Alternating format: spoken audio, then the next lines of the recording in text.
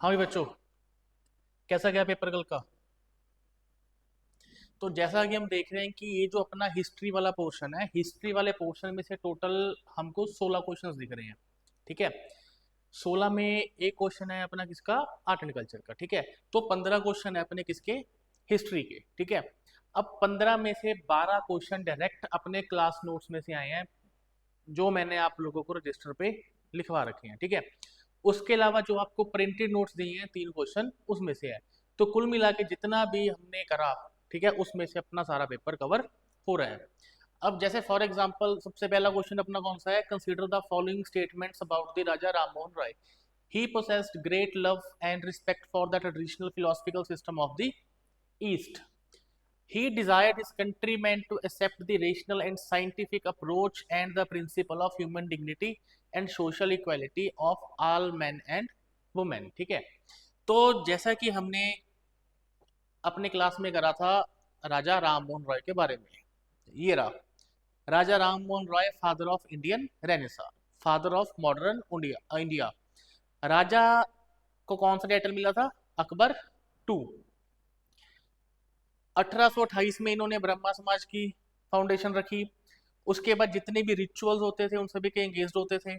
ठीक है, और इन्होंने बनाया आत्मीय समाज फाउंडेड। ठीक है, basically preaching against the social evils. ठीक है, और रिफॉर्म्स क्या करे, सती प्रथा, polygamy abolished, widow marriage, right to property. तो बेसिकली इन्होंने जितने भी रिफॉर्म्स करे थे वो इंडियन सोसाइटी के लिए करे थे। तो ये जो अपना पहला क्वेश्चन है, इसमें दोनों स्टेटमेंट्स हैं correct. He desired his countrymen to accept the rational and scientific approach and the principle of human dignity. Human dignity यानी कि हो गई अपनी सती प्रथा, होगी सोशल इक्वालिटी, होगी विडोरी मैरिज, होगी। ये सारी चीजें किसने करी थी, राजा राम मोहन रॉय। उसके बाद बेटा अपन दूसरे क्वेश्चन पे जा रहे हैं, consider the following subjects with regard to non cooperation movement. ठीक है, नॉन कोऑपरेशन मूवमेंट के बारे में सभी को पता है। अब नॉन कोऑपरेशन मूवमेंट में हमने दो चीजें करी थी, एक हमने कुछ करे थे कंस्ट्रक्टिव प्रोग्राम, एक हमने करे थे डिस्ट्रक्टिव। अब जैसे डिस्ट्रक्टिव में हमने क्या करा था, surrender of titles, boycott of foreign goods and law, boycott legislature elections, और resignation of nominated seats in the local bodies यानी कि पंचायत। ये अपने क्या थे, डिस्ट्रक्टिव। और हमारे कंस्ट्रक्टिव क्या थे, finding the national school and colleges, promotion of स्वदेशी एंड सेटअप आर्टिब्रेशन बोर्ड्स, चरखा और खादी। अब आर्टिब्रेशन जो बोर्ड्स थे, आर्बिट्रेशन जो बोर्ड्स थे, वो बेसिकली क्या थे, अगर कोई भी डिस्प्यूट होता है उसको रिजोल्व करने के लिए, बेसिकली डिस्प्यूट्स को रिजोल्व करने के लिए। ठीक है, अब पहला क्वेश्चन क्या है, हमने स्टेटमेंट में देखा boycott of law, courts and foreign clothes. दूसरा, observance of strict non violence. ठीक है, और तीसरा, retention of the titles and honours without using them in public. ठीक है, अब यहाँ पे हमने एक चीज देख ली, यहाँ पे हमने एक चीज देखी,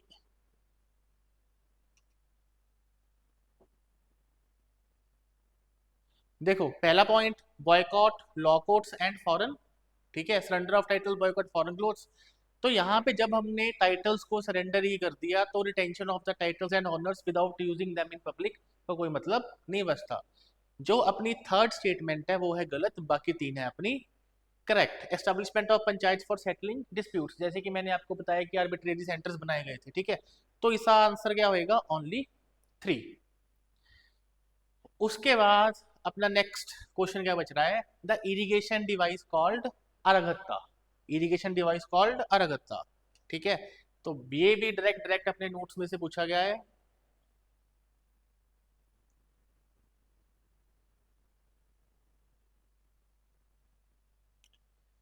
ये रहा, expansion of agriculture, irrigation, new techniques introduced, जो क्या था अपना अगरहत्ता।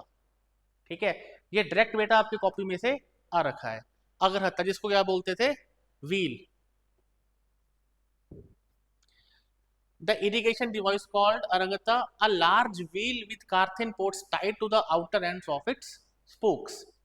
Next क्या है, which among the following rulers in the ancient India has assumed the title of Mattavilasa, Vichitra Chitta and गुनबरा। तो ये क्वेश्चन भी बेटा डायरेक्ट है। टाइटल विचित्र चित्ता और राजा महेंद्र वर्मन वन। ठीक है, कौन सा टाइटल दिया था इसने? विचित्र चित्ता, क्योंकि हमने पढ़ा था he was a pattern of art culture and music और पोएट। आर्ट कल्चर म्यूजिक और पोएट। उसके बाद बड़ा बेसिक सा क्वेश्चन है कि जो फाहिन था वो किसके समय पे इंडिया में आया था? फाहिन की जो बात है,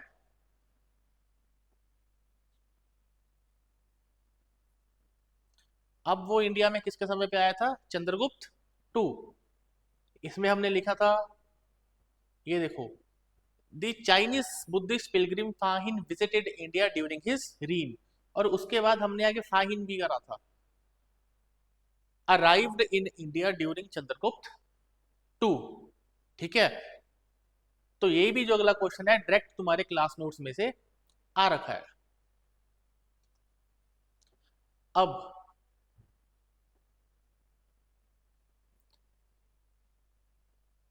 question number 26, who among the following led a successful military campaign against the kingdom of Srivijaya, the powerful maritime state which ruled the Malay Peninsula, Sumatra, Java and the neighboring islands? ठीक है, अब इसका answer क्या है? राजेंद्र चोला one. अब जब हमारा राजेंद्र चोला start हो रहा है, उससे पहले की जो किंगडम थी उन्होंने किसके ऊपर अटैक करा था? श्री विजय के ऊपर।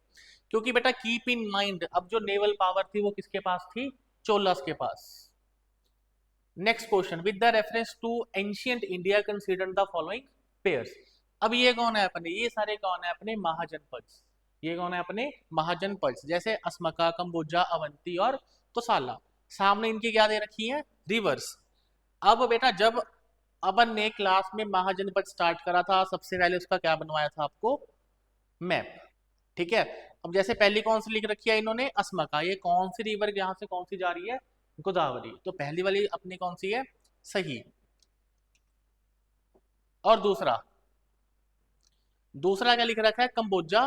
कंबोजा इधर है, कंबोजा है अपना इधर। और विपास जा रही है, जो विपास नदी है वो जा रही है ऊपर अफगानिस्तान की तरफ से। तो दूसरा है अपना गलत। उसके बाद थर्ड का दे रखा है अवंती। अवंती किधर है? ये रहा अपना अवंती। और महानदी क्या है? वो पेनिनसुलर रिवर। ठीक है, तो ये भी क्या होगा? गलत। अवंती कहाँ पे है? यहाँ पे। और महानदी जा रही है अपनी नीचे से। महानदी क्या है अपनी? Peninsular river. उसके बाद जो फोर्थ ऑप्शन है कोसाला। कोसाला में कौन सी नदी जा रही है? सरायू। ये रहा अपना कोसाला। और सरायू नदी कहाँ से निकल रही है? उत्तर प्रदेश से।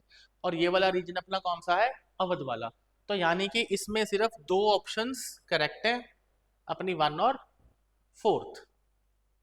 तो इसका आंसर क्या होगा अपना? Only two. उसके बाद ये अपना आर्ट एंड कल्चर का क्वेश्चन है। The first Gandharva Mahavidyalaya music training school was set up in 1901 by Vishnu Digambar Paluskar in. सबसे पहले कहाँ स्टैब्लिश हुआ था? ये लाहौर। उसके बाद Ashokan inscription suggest that the Pradeshika, Rajukas and Yuktas were the important officers eight.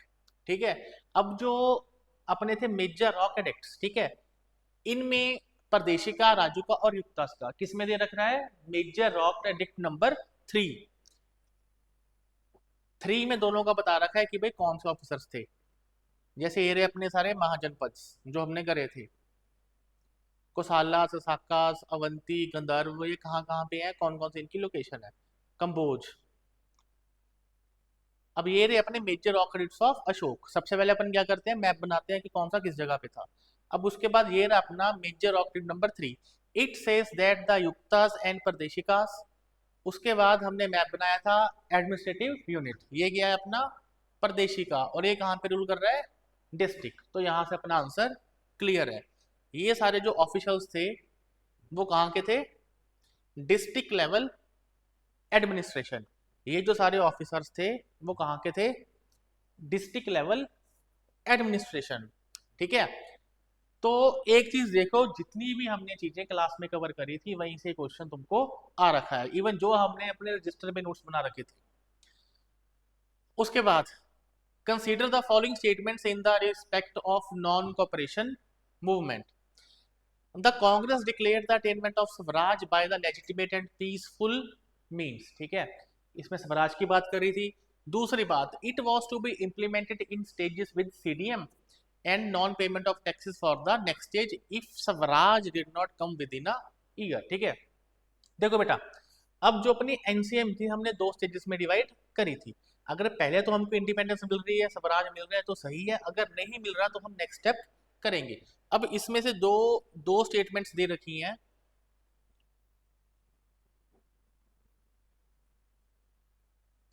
सबसे पहले किसकी बात करी है? स्वराज। सबसे पहले क्या चाहिए? स्वराज। उसके बाद हमने डिस्ट्रक्शन मेजर्स करे थे। उसके बाद कोर्स में हमने करा था कि नो टैक्स मूवमेंट, ठीक है। इसमें क्या चलेगी अपनी? नो टैक्स मूवमेंट, अगर हमारी बातें नहीं मानी जाती।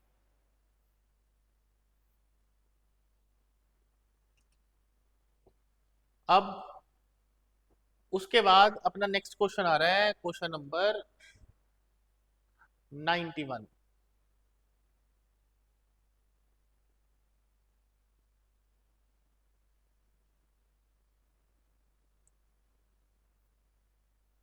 देखो बेटा, अब जो है अपना क्वेश्चन नंबर 91, इसमें थोड़ी सी कंफ्यूजन क्रिएट हो रही है। उसका रीजन क्या है?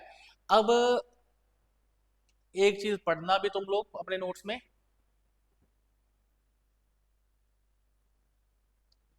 चौरी चौरा इंसिडेंट। उसके बाद Gandhi ji on 10th March arrested on sedition charges, ठीक है। जब गांधी जी सबसे पहले अरेस्ट हुए थे सडिशन चार्जेस के ऊपर, वो कब हुए थे? 10 March 1922, after the incident of Chauri Chaura. Clear? तो अब अपने पास ऑप्शंस में क्या है? Champaran Satyagraha, salt law, attending second round table conference, और launching the quit India movement, ठीक है। तो अब चंपारण सत्याग्रह में तो देश के खिलाफ कोई रिवोल्ट नहीं हुआ था, कोई ना गांधी जी ने लॉ ब्रेक करा था। उसके बाद हम देखते हैं attending the second round table conference, वो सिंपल थी, उसमें कोई लॉ ब्रेक होने की बात ही नहीं है। अब अपन के पास बचता है क्विट इंडिया मूवमेंट और सॉल्ट लॉ। सॉल्ट लॉ किसके अंदर था? अपने सीडीएम के अंदर, ठीक है। तो क्विट इंडिया मूवमेंट में क्या हुआ था? सीधा गांधी को अरेस्ट कर लिया गया था, गांधी जी को और उनके जितने भी सपोर्टर्स थे सभी को अरेस्ट कर लिया गया था। तो बेसिकली सॉल्ट लॉ कहाँ पे ब्रेक करा था? अपना सिविल डिसोबीडियंस मूवमेंट में, है ना। विच इज एविडेंट हमने लिख रखा है जब हमने डिफरेंस करा था, डिफरेंस बिटवीन एनसीएम और सीडीएम। एनसीएम में हमने क्या लिखा था कि नो लॉ ब्रेक, कोई भी कानून नहीं तोड़ा गया, और सीडीएम में क्या लिखा था? Law break. यहाँ पे हमने कानून को तोड़ा था, यानी कि जो सॉल्ट लॉ ब्रेक हुआ था वहीं पे गांधी जी को अरेस्ट करा गया था सेडिशन के चार्जेस के ऊपर, ठीक है। उसके बाद बहुत सिंपल सा क्वेश्चन है, the famous female figurine known as dancing girl found at Mohenjodaro, ठीक है। ये भी बेटा अपनी जो एंशियंट की कॉपी है उसमें कवर्ड है। एक ही लाइन है सिर्फ,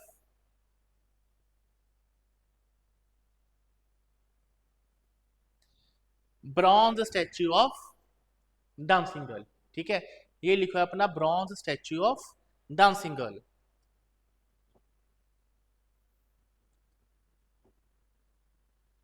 उसके बाद जो अपने प्रिंटेड नोट्स में था,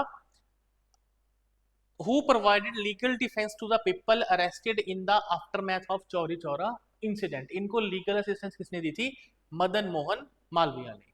किसने दी थी? Madan Mohan Malviya is the correct answer. उसके बाद 94th question, subsequent to which one of the following events Gandhiji, who had consistently opposed untouchability and appealed for its eradication from all spheres, decided to include the upliftment of Harijans in his political and social program?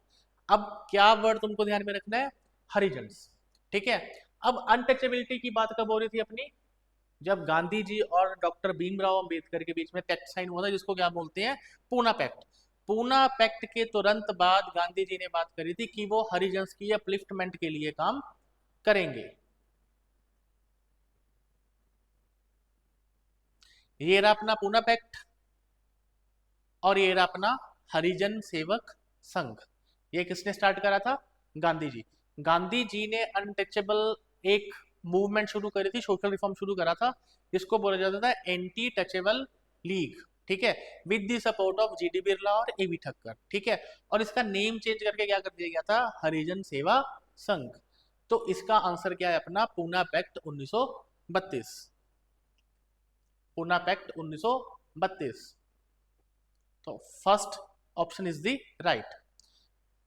उसके बाद बड़ा simple question है, consider the following papaya, pineapple और गावा, ठीक है। ये 16वीं century 17वीं century में कौन लेके आए थे? पोर्तुगीज। ये तीनों ही चीजें कौन लेके आए थे? पोर्तुगीज। उसके बाद बेटा last question, who among the following was the founder of self respect movement, ठीक है। ये जब अपन ने सोशल रिफॉर्म्स करे थे उसमें हमने लिखा था अपना सेल्फ रिस्पेक्ट मूवमेंट। ये रही अपनी सेल्फ रिस्पेक्ट मूवमेंट, किसने स्टार्ट करी थी? ईवी रामास्वामी नायकर। ईवी रामास्वामी नायकर। तो correct answer is option number A, Ramaswamy Naicker, ठीक है। तो बेटा ये था अपना मॉडर्न हिस्ट्री का पेपर। जो भी चीजें अपन ने क्लास में कवर करी थी, जो भी मैंने तुम लोगों को क्लास में बोला था कि सिर्फ जो हम क्लास में नोट्स बना रहे हैं वो मोर देन सफिशिएंट है, इससे बाहर कुछ भी नहीं आएगा। और एकदम वैसा ही हुआ, अपने हिस्ट्री के 15 क्वेश्चन अपने क्लास नोट्स में से कवर हो रहे हैं, ठीक है। और अगर पेपर देखे, मॉडर्न भी नहीं कह सकते, हिस्ट्री का पेपर उन्होंने डायरेक्ट पूछा है। एनसीएम से 2 क्वेश्चन है और एंशियंट का बिल्कुल ही बेसिक क्वेश्चन है। अगर इन्होंने अरागत्ता के बारे में पूछा है या महाजनपद के बारे में पूछा है, तो भी अगर आपको मैप्स की क्लैरिटी होगी, आप इजीली उन चीजों को सॉल्व कर सकते हो, ठीक है। अब जैसे कि तुम अपने नोट्स देखो, जो अपने क्लास नोट्स हैं, अपना फोकस क्या होता है कि हमने चीजें कैसे करनी है, सिर्फ और सिर्फ फ्लो चार्ट्स में, ठीक है। हम बिल्कुल भी इन सारी चीजों को पैराग्राफ्स में बिल्कुल भी राइट नहीं कर रहे, ठीक है। तो दूसरी इंपॉर्टेंट चीज क्या है कि हिस्ट्री को हमेशा हमने कनेक्ट करना है किसके साथ? मैप्स के साथ। जब भी हम एंशियंट कर रहे हैं, जब भी हम मेडिवल कर रहे हैं, ठीक है, तो उन चीजों का सारी हमारे दिमाग में होनी चाहिए, ठीक है। चलो ठीक है बेटा।